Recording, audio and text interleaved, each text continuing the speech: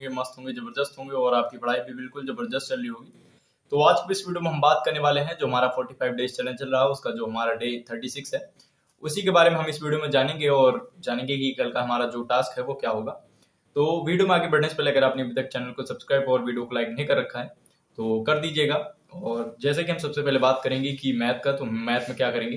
तो मैथ में आप लोगों का जो सिलेबस है वो पूरा हो गया तो आप लोग प्रैक्टिस सेट लगा सकते हो।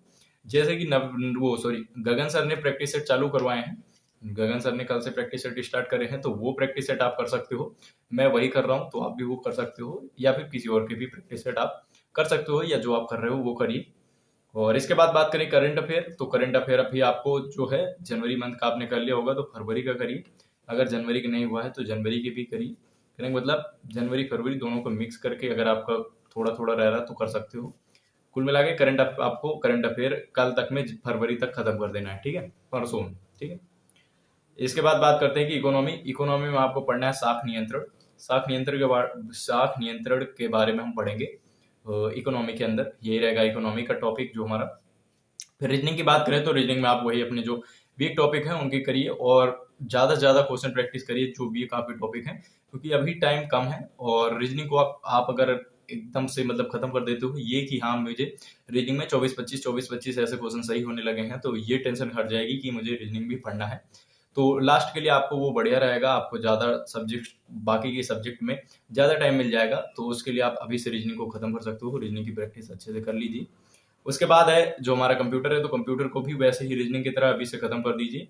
जितनी प्रैक्टिस कर पाओ आप क्वेश्चन की उतने ज्यादा क्वेश्चन की प्रैक्टिस करो, क्योंकि प्रैक्टिस जितनी करके रखोगे चीजें उतनी याद रहेंगी। और बाकी की जो रिवीजन है आप करते जाइए, रिवीजन भी बहुत इंपॉर्टेंट है कंप्यूटर के अंदर तो रिवीजन भी करते जाइएगा। इसके बाद बात करते हैं हिस्ट्री। तो हिस्ट्री का भी अभी हम रिवीजन ही कर रहे थे कल से, तो अभी भी आपको रिवीजन ही करना है हिस्ट्री के अंदर। हिस्ट्री में आप रिवीजन करिए क्योंकि हिस्ट्री हमारी जो है वो पूरी हो गई, उसकी रिवीजन करिए। और आप PYQ लगा सकते हो, जो हम PYQ की बुक है जो हमारे RWA की, वो जो प्रीवियस ईयर वाली, उसके आप क्वेश्चन प्रैक्टिस कर सकते हो। जितना आपने पढ़ा है पूरी बुक आप प्रैक्टिस कर सकते हो। बुक मतलब हिस्ट्री के जो पार्ट है उनको आप कर सकते हो प्रैक्टिस, वो कर लीजिएगा।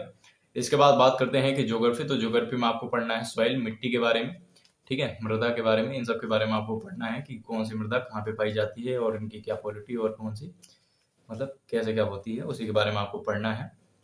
और किस फसल के लिए कौन सी इंपॉर्टेंट है ये चीजें भी आप पढ़ लीजिएगा। इसके बाद बात करते हैं जो हमारा एक्स्ट्रा में साइंस है। तो साइंस भी आपको पढ़ लेना है। साइंस में आप लोग पढ़िए।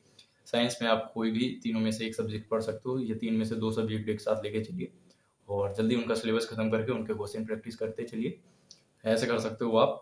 तो यही रहेगा आपका जो टास्क है वो कल का यही टास्क रहेगा। और आई होप सब लोग बढ़िया से तैयारी कर रहे होगे और अच्छे से टास्क पूरा कर रहे होगे। टास्क आप स्किप करने का कोई चांस नहीं बनता है तो आप टास्क अब स्किप मत करिए, बहुत कम टाइम बचा है आपके पास। तो टास्क को पूरा बिल्कुल अच्छे से पूरा करिए और पढ़ते जाइए मन लगा के। सिलेक्शन आपका होगा अगर आप पढ़ते हो पूरे ईमानदारी के साथ आप पढ़ते हो तो सिलेक्शन जरूर होगा। और वीडियो को लाइक कर दीजिएगा। मिलेंगे अगले वीडियो में। Thank you.